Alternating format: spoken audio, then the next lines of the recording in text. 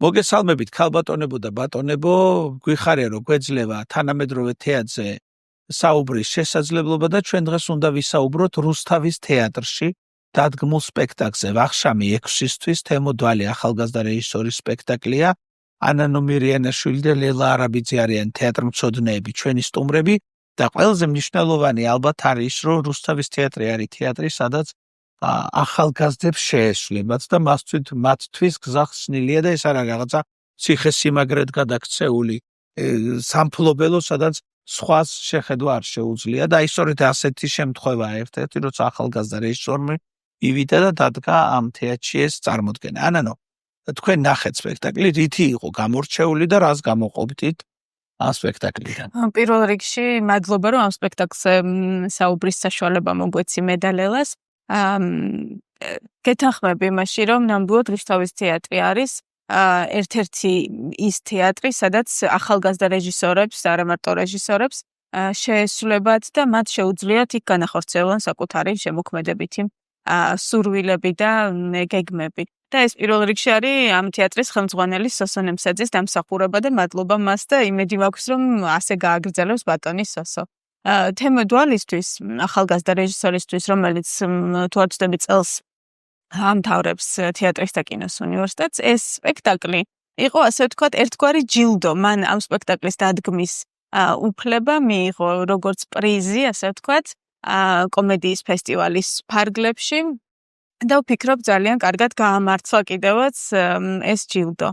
ეს არის ფრანგი ავტორის მარკ კამოლეტის პიესა ვახშამი 6-ისთვის, რომელიც ქართული მაყურებლისთვის არ არის უცხო, რადგან რამდენჯერმე დადგმულა საქართველოში, სხვადასხვა სათაურით არის დადგმული და ვფიქრობ, რომ თემოდვალისთვის ეს ესეთი ერთგვარი გამოწვევაც იყო ამ პიესის არჩევა, რადგან კარგად ვიცით, რომ ყოველთვის, როდესაც იღებ რამდენჯერმე დადგმულ პიესას, მაინც ძალაუნებურად სპექტაკლს ადარებენ წინამორბედ სპექტაკლებს, ასე ვთქვათ და მე ვფიქრობ, რომ თემამ ძალიან კარგად გაართვა თავი ამ ამოცანას.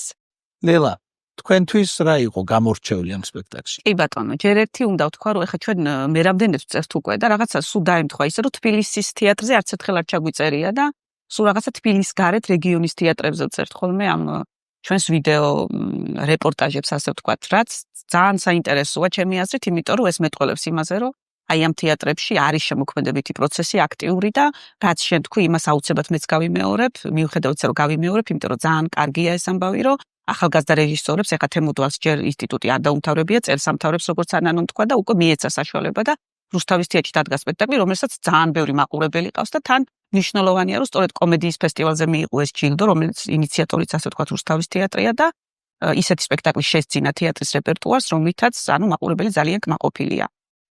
ეს ფრანგული პიესა ძალიან ბევრჯერ დაიდგა ქართულ სცენაზე და ნაირ-ნაირ სათაურებს უფიქრებენ. ეს მეტყველებს იმაზე, რომ საინტერესოა და მაყურებელს აინტერესებს, უყვარს, მოწონს, ერთობა თუნდაც, ყოველ შემთხვევაში, სადაც დაიდგა ეს პიესა, მე ვიცი, რომ ყველგან არის, ასე ვთქვათ, ბევრი მაყურებელი.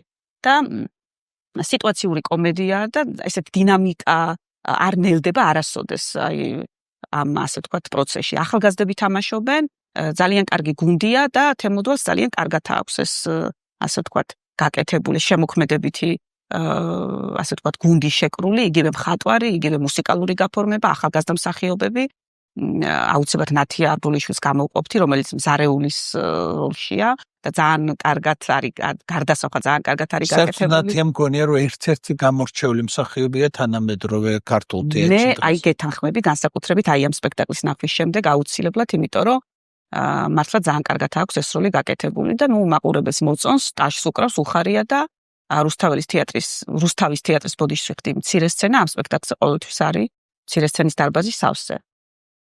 საინტერესოა, რომ აი თემამ ისეთი გუნდი შეკრა, რომ აი თვითონ სპექტაკლს ძალიან ეტყობა, რომ ყველა ვინც მუშაობდა ამ სპექტაკლზე არის ძალიან გემოვნებიანი ადამიანი. ეს ისეთი ჟანრია, სადაც აი სულ გადიხარ რაღაცნაირად ბეწვის ხიდზე. ოდნავ თუ გადაამლაშებ, უკვე გადადიხარ რაღაცა უგემოვნებაში, თუ დააკლებ, უკვე გრადუსი აკლდება თვითონ სპექტაკლს და რა თქმა უნდა ზარალდება სპექტაკლის და მაყურებელიც. ამიტომ რეჟისორისთვის აი თითქოს კომედიის დადგმა თითქოს ისეთი არაფერი არ არის, ხო? არ არის ისეთი გამოწვევა, როგორც მაგალითად რაღაც ტრაგედიების და დრამების. მაგრამ მე ვფიქრობ, რომ ეს არის ერთ-ერთი ძალიან მნიშვნელოვანი ეტაპი ყოველი რეჟისორის შემოქმედებაში, რომ კომედიის დადგმა და კომედიის სწორად დადგმა. და მე მგონი, რომ თემოს ესე მინდა რომ შევაქო თემო ამის გამო, რადგან მე თვითონაც და მე მგონი თქვენს დამთანხმებით ამ სპექტაკლს როდესაც ვუყურებდი არა როგორც მხოლოდ თეატროდნე, არამედ როგორც რიგითი მაყურებელი, რომელიც ემართლა ერთ საღამოს ატარებ თეატრში, ერთობი გულწრფელად იცინი და მოდიხარ თეატრიდან რაღაცა გაღიმებული, გახარებული, განტვირთული და რა თქმა უნდა, ერთ-ერთი მნიშვნელოვანი ფუნქცია თეატრის ეს არის, ხო, რომ რაღაც მომენტში აი დატვირთული ცხოვრების სტრესების და რუტინის ფონზე მიხვიდე თეატრში, განიტვირთო, დაისვენო, გულიანად იცინო და წამოხვიდე კმაყოფილი. სოსო ნემსაძე არა მარტო სარეპერტუარო კვლევაში და ძიებაში, არამედ გეოგრაფიულ ძიებაშიც არის და ახალ-ახალ სივრცეებს ეძებს სარდაფში, სხვენში. ახალი სცენა, რამდენიმე სცენა დაამატა სოსომ, რაც კიდე უფრო ესეთი სტამბეჭდავი გახადა ამ თეატრში და უფრო ისეთი თანამედროვეობასთან მიახლოებული შემოქმედებით პროცესს და აი მნიშვნელოვანი როგორ აითვის ეს სცენა და რამდენად საინტერესოა როგორც მხატვრის, ისე ზოგადად შემოქმედებითი ჯგუფის მუშაობა. გასაკვირველია რეჟისორის უმთავრესი დავალება სწორედ ეს არის, რომ შეკრას აი ეს გუნდი, რომელიც სინთეზურად მე წარმოგვიდგენს ასე ვთქვათ სპექტაკლს, რომელიც მაყურებელს უნდა მოეწონოს და მაყურებელმა უნდა იაროს ამ სპექტაკლზე. სამხატვრო აკადემიის სტუდენტები არიან მხატვრები, რომლებმაც ძალიან კარგად აითვის ეს რუსთავის მცირე სცენა, თეატრის მცირე სცენა, ძალიან გემოვნებით არის გადაწყვეტილი კოსტუმებიც და დეკორაციაც, გია მარღანიას ძალიან დახვეწილი ქორეოგრაფია და ეს ყველაფერი საერთო ჯამში ქმნის მე ასე ვთქვათ პროდუქტს, რომელიც მაყურებელს მოწონს და ყოველთვის ივლის ამ სპექტაკლზე. საერთოდ რატომ ირჩევენ ახლა ამ და პიესას ხშირად, განსაკუთრებით არა მარტო ქართულ თეატრში, არამედ მსოფლიოშიც, მე მგონი საერთოდ თუ სწორად მახსოვს, გინესის რეკორდსმენიც კი არის ეს ავტორი, მარკ კამოლეტი, იმიტომ რომ ყველაზე ხშირად დადგმადი ფრანგულენოვანი ავტორია მსოფლიოში. ამ ძალიან ხშირად იდგმება ეს მისი პიესა, კონკრეტულად ეს, რომელსაც მე მგონი ორიგინალში ქვია საღამური 6-ისთვის თუ არ ვცდები და როგორც უკვე გითხარით, ძალიან სხვადასხვა სათაურით დგამენ ქართულ თეატრში. სიტუაცია არის ერთ ოჯახზე, ასე ვთქვათ, სადაც ღალატი იქცა ჩვეულ ამბად, ახალგაზრდა ცოლ-ქმარი არიან და პირველ რიგში ირკვევა, რომ ქმარია მოღალატე, მაგრამ მერე უცებ რაღაცნაირად გვთავაზობს დამდგმელი ჯგუფი, ძალიან უცებ ხდება ეს და ძალიან სასაცილოა ამის გააზრება, რომ თვითონ ცოლიც არის მოღალატე.